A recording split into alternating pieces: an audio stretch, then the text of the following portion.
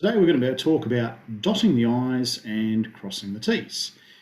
Now, for dotting the I's, you're essentially taking a nice, carefully aimed, targeted shot at somebody's eye. So you are trying to put the point of your arrow on the dot of their eye.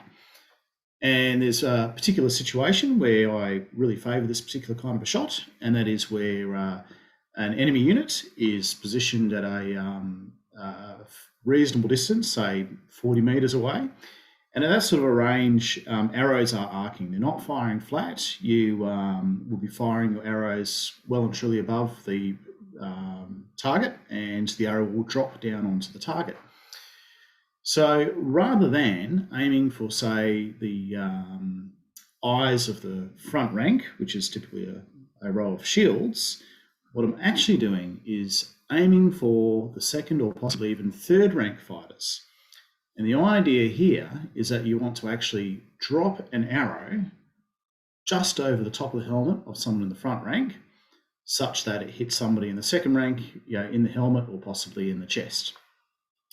Now, if your front rank fighters are really well trained and experienced, they'll be a little bit wary of this, and they'll be raising their shields high enough to deflect that arrow.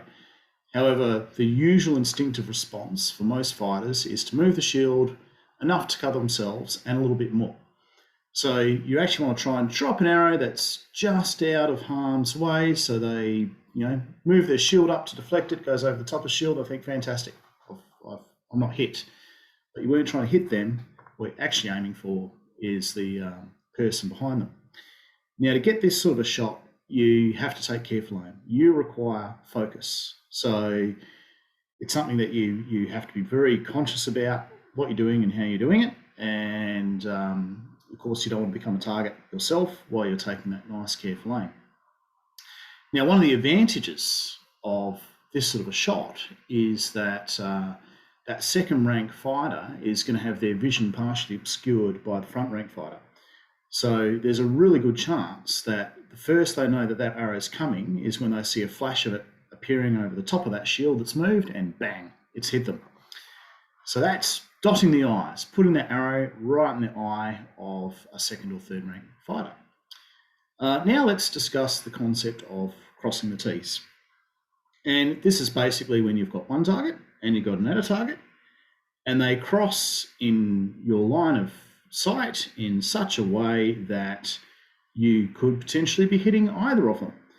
Now, you can achieve this by movement, so you can move around on the field to try and get two targets to cross. Even better, though, is if they do it for you. So for myself, one thing I'll definitely be keeping an eye out for is non-shielded fighters who inadvertently cross each other's paths. And if I see that's going to happen, then I'll be taking careful aim at that pair of fighters.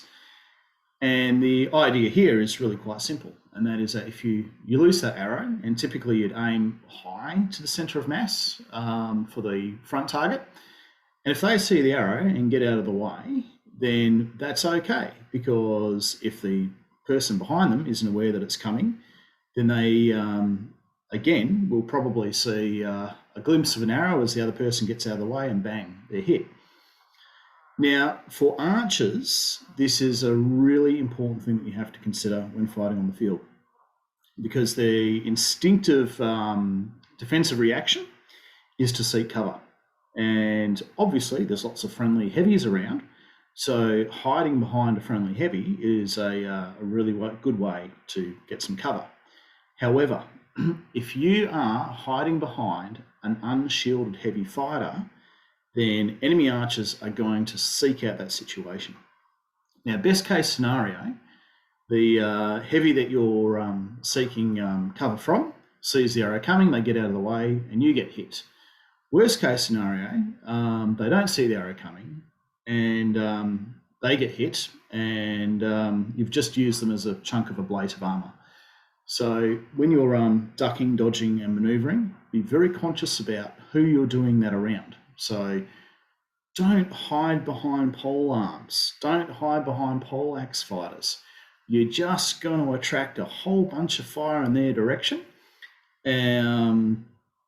and that's not really helping them one little bit.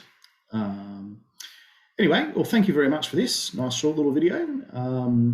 Share if you want to, subscribe if you want to, and we'll see you next time. Thank you.